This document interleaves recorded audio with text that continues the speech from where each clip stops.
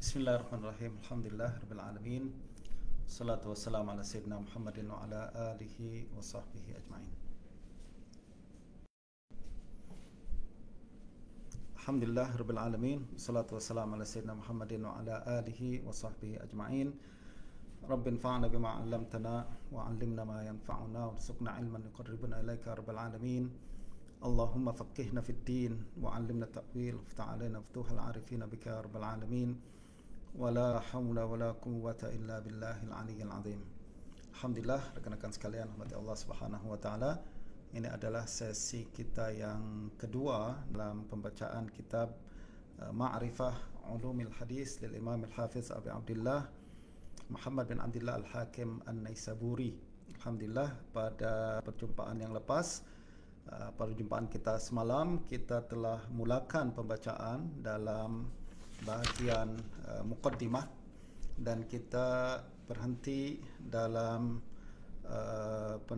selepas membawakan ucapan dari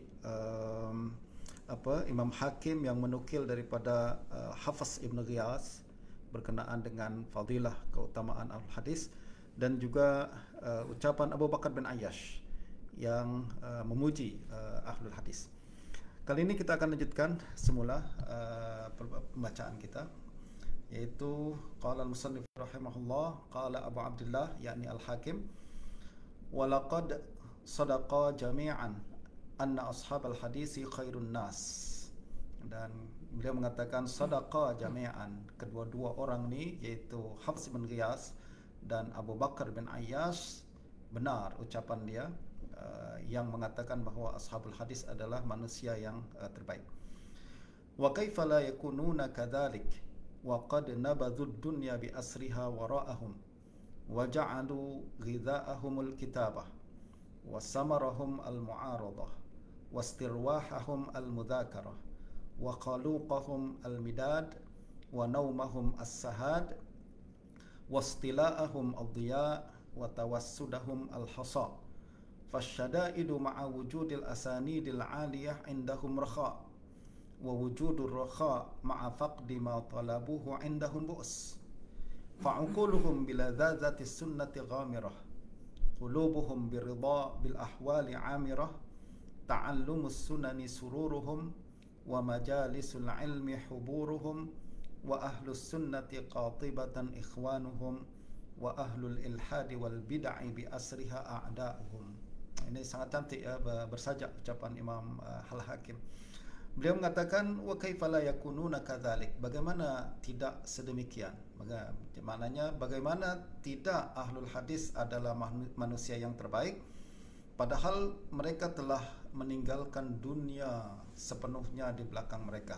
Wa qad nabadhu dunya bi asriha wara'ahum wa ja'alu ghidha'ahum al-kitabah, dan mereka menjadikan makanan mereka itu adalah penulisan. Jadi menurut mereka menulis itu dah membuat mereka kenyang. Jadi kalau orang lain lapar dan boleh dikenyangkan dengan makanan, ahlul hadis makanan mereka itulah adalah menulis hadis, itulah menjadi makanan mereka. Wasamarahum al-mu'aradah, dan mereka menjadikan perbincangan malam mereka, samar ni adalah perbincangan orang di tengah malam sampai pagi, itulah kan, sembang-sembang sampai pagi, itu namanya samar. Dan mereka menjadikan perbincangan malam mereka adalah mu'aradah. Mu'aradah itu membandingkan nuskhah hadis satu sama lain atau muqabalah.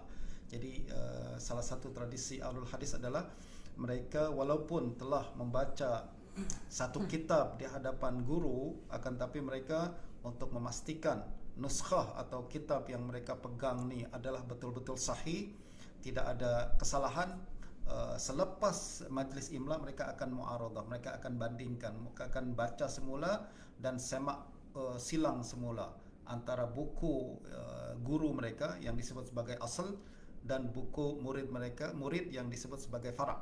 Jadi muqabalah fara' dengan asal itu adalah disebut sebagai muqabalah atau mu'aradah. Ini yang dilakukan oleh ahlul hadis malam-malam. Jadi orang lain sembang malam mereka, topik dia bola ke, topik mereka hiburan, akan tapi ahlul hadis perbincangan malam mereka adalah mu'aradah. membandingkan kitab antara kitab fara' dengan kitab asal.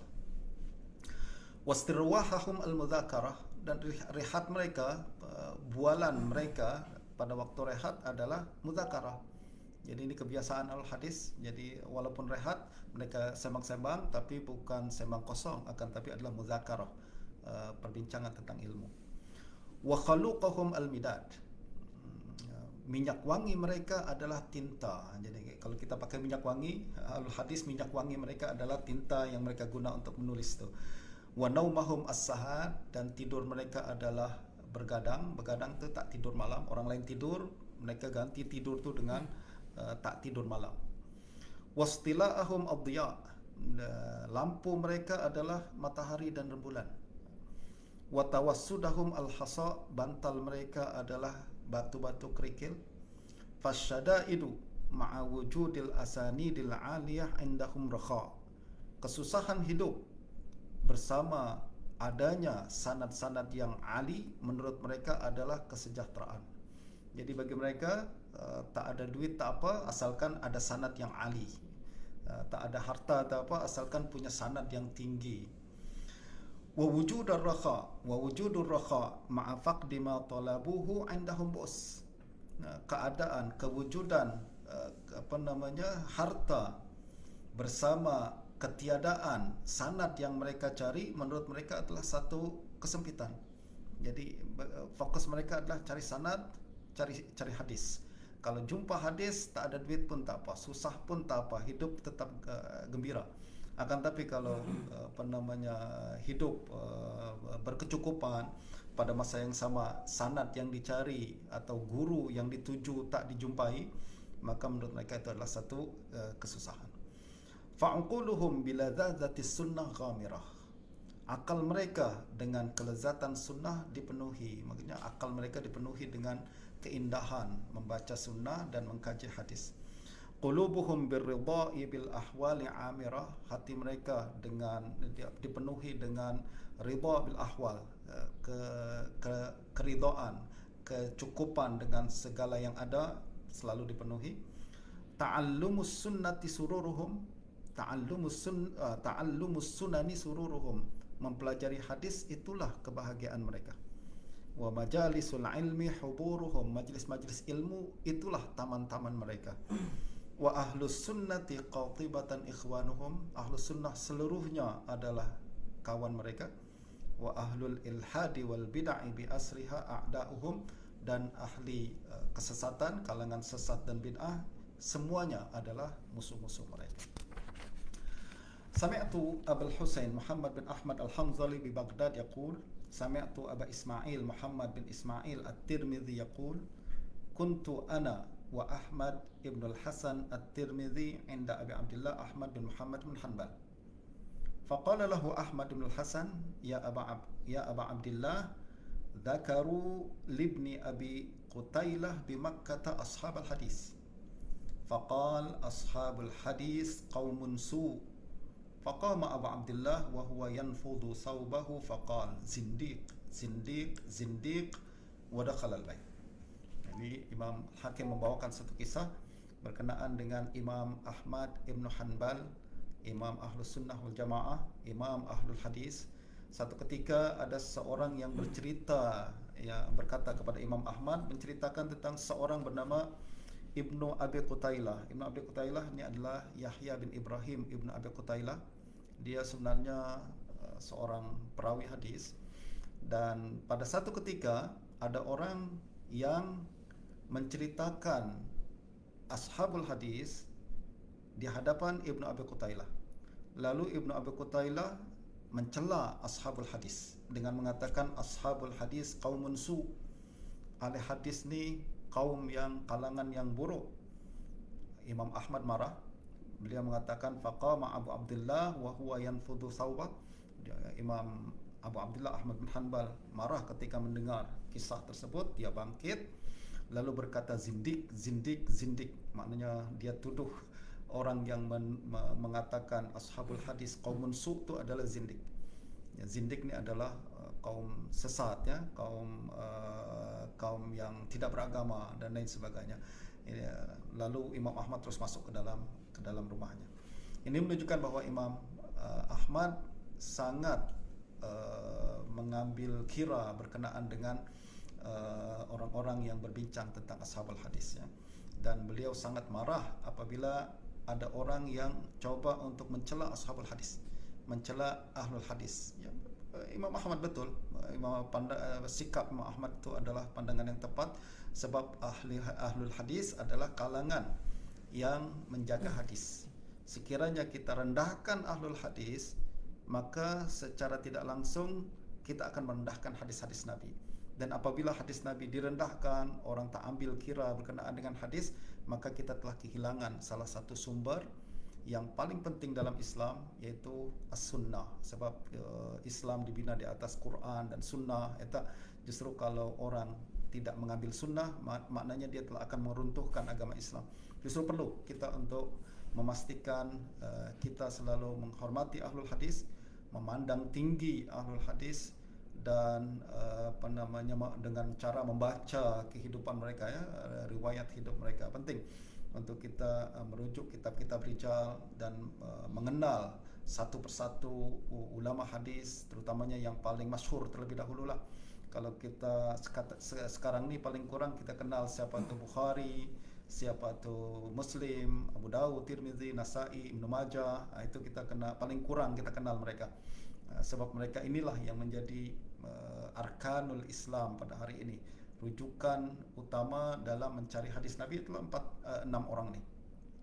Kalau ilmu kita semakin bertambah, kita akan kenal lebih ramai lagi para ulama daripada kalangan sahabat, tabi'in. Kemudian kita tahu tokoh-tokoh utama dalam sejarah ilmu hadis yang telah memberikan jasa besar dalam memelihara hadis ni dan memastikan kesucian hadis daripada kepalsuan dan kedustaan setengah kalangan yang coba untuk merusak dan mencemar sunnah baginda Nabi. Maka kita akan kenal berikutnya seperti sebelum ini saya sebutkan Syu'bah bin Hajjaj, lalu kita kenal juga Sufyan Ats-Tsauri, lalu kemudian kita kenal tabaqah berikutnya macam Abdurrahman ibn Mahdi, lalu Yahya bin Sa'id Al-Qattan, Ibnu Uyainah, Malik ibn Anas. Kemudian kita kenal juga Imam Syafi'i, lalu tabaqah berikutnya macam Ahmad bin Hanbal, Yahya bin Ma'in, Ali bin Madini, dan seterusnya. Ini adalah tokoh-tokoh yang paling utama. Setiap pelajar hadis, kalaulah dia tak hafal semua perawi, tak masalah, sebab siapalah yang hafal semua perawi dalam kitab rijal itu kan. Akan tapi paling utama adalah dia kenal tokoh-tokoh terpenting dalam sejarah pemeliharaan hadis. Tokoh-tokoh yang nama-nama dia selalu berulang setiap kali kita berbincang tentang hadis Nabi, setiap kali kita berbincang berkenaan dengan periwayatan hadis, ataupun setiap kali kita bincang berkenaan dengan penilaian hadis sahih, tak sahih dan lain sebagainya. Justru kita perlu untuk menjalin hubungan dan silaturahim kita dengan para ulama yang terdahulu ni. Jadi ulama terdahulu ni adalah nenek moyang kita sebenarnya. Mereka adalah walaupun kita tak terikat dengan hubungan darah, akan tapi kita terikat dengan hubungan keilmuan. Justru wajib bagi kita untuk kenal mereka. Dengan kenal mereka, kita akan hormat dan kagum dengan mereka. Apabila kita sudah hormat dan kagum dengan mereka, kita tak akan mudah untuk mengucapkan kalimat-kalimat yang tidak sopan kepada mereka, ya. Jadi kita perlu, kenapa kita merendahkan setengah kalangan adalah karena kita tak kenal mereka. Sekiranya kita kenal mereka, bagaimana kehidupan mereka, kita akan malu untuk mengucapkan perkara-perkara yang tidak sepatutnya dan tidak layak kita ucapkan kepada para ulama, nenek moyang kita, ya, para pendahulu kita. Sebaliknya kita akan mengucapkan seperti mana ucapan kaum mukminin, rabbana ighfir lana wa li ikhwanina alladzina sabaquna bil iman wa la taj'al fi qulubina ghillan lil ladzina amanu. Ini adalah ucapan seorang khalaf macam kita ni, kalangan terdahulu yang mesti kita ucapkan kepada kalangan terkemudian, yang mesti kita ucapkan kepada kalangan yang terdahulu, yaitu ucapan istighfar, permintaan ampun, penghormatan dan takdir dan ihtiram kepada para ulama kita terdahulu. Imam Hakim melanjutkan, sami'tu Abu Ali Al-Husain ibn Ali Al-Hafiz. Ini satu nama besar, tuan-tuan. Imam Hakim mengatakan, saya mendengar Abu Ali Husain bin Ali Al-Hafiz. Ini adalah antara guru utama Imam Hakim dalam ilmu hadis. Abu Ali Al-Hafiz An-Naisaburi, seorang hafiz yang sangat hebat, seorang yang nama besar dalam ilmu kritik hadis, ilmu periwayatan. Masa kita tak cukup untuk berbincang tentang orang sehebat ni. Saya sangat galakkan rakan-rakan sekalian, selepas ni pergi ke buka kitab Tazkiratul Huffaz Imam Zahabi, kemudian tengok siapa Abu Ali An-Naisaburi ni, imam guru daripada Imam Al-Hakim. Beliau mengatakan, sami'tu Abu Ali Al-Husain bin Ali Al-Hafiz yaqul, sami'tu Ja'far ibn Muhammad ibn Sinan Al-Wasiti yaqul, sami'tu Ahmad ibn Sinan Al-Qattan yaqul, laisa fid dunya mubtadi' illa wa huwa yubghidu ahlal hadis. Kata Ahmad bin Sinan Al-Qattan, tak ada seorang pun ahlul bid'ah di dunia ni melainkan dia membenci ahlul hadis. Alhamdulillah, kita ahlus sunnah wal jamaah mencintai semua, menghormati ahlul hadis. Ya tak, kita mencintai ahlul hadis, kita menghargai mereka dan bahkan mendoakan dan merujuk mereka dalam setiap permasalahan. Hal itu adalah salah satu tanda ahlul bid'ah, adalah mereka membenci ahlul hadis. Sebab ahlul hadis ni semua merujuk kepada hadis. Ahlul hadis ni sikit-sikit dia kena sebutkan rujukan dan dalil sanad. Kita tak boleh, ahlul bid'ah dia nak senang-senang katakan qala Rasulullah seperti ini, Rasulullah cakap macam ni, Rasulullah buat macam ni, Rasulullah suruh macam ni. Ahlul hadis tak akan terus terima. Ahlul hadis akan tanya, okey, riwayat siapa? Awak jumpa dengan Nabi ke? Tak mungkin kan? Sebab Nabi sudah wafat ratusan tahun yang lepas. Awak sekarang senang saja mengatakan Nabi kata macam ni, Nabi buat macam tu. Al-Hadis akan tanya, okey, ini siapa yang menghubungkan antara awak dengan Nabi? Biasanya mereka akan tanya, sammu lana rijalakum, sebutkan sanad awak, siapa? Mana sanad awak? Dengan sanad tu kita akan cek sama ada riwayat tersebut sahih atau tak sahih. Sebab mengucapkan membacakan atau mendakwa bahawa Nabi mengatakan seperti ini atau melakukan seperti ini, semua orang boleh buat. Cuma setiap dakwaan berkenaan dengan baginda Nabi sallallahu alaihi wasallam mesti dipastikan kesahihannya. Jadi cerita kita tentang orang lain bolehlah tak ada sanad, tak apa, mungkin tak kisah sangatlah, sebab tak ada berkaitan dengan agama kita, berkaitan dengan akidah kita, berkaitan dengan syariat kita. Akan tapi setiap kali kita mendakwa Nabi buat macam ni, Nabi mengatakan macam ni, kita kena berhati-hati. Sebab baginda adalah Rasul Allah. Apa yang diucapkan oleh baginda akan mempunyai kesan dan pengaruh besar dalam pembentukan dan image agama ni. Justru kita kena berhati-hati. Ini tugasan Ahlul Hadis, yang tugasan utama Ahlul Hadis, iaitu kena memastikan setiap dakwaan berkenaan dengan baginda Nabi, setiap ucapan yang dikaitkan dengan baginda Nabi, atau setiap perbuatan yang dikaitkan dengan baginda Nabi sallallahu alaihi wasallam mesti ada asasnya berdasarkan kepada sanad ataupun riwayat yang sahih.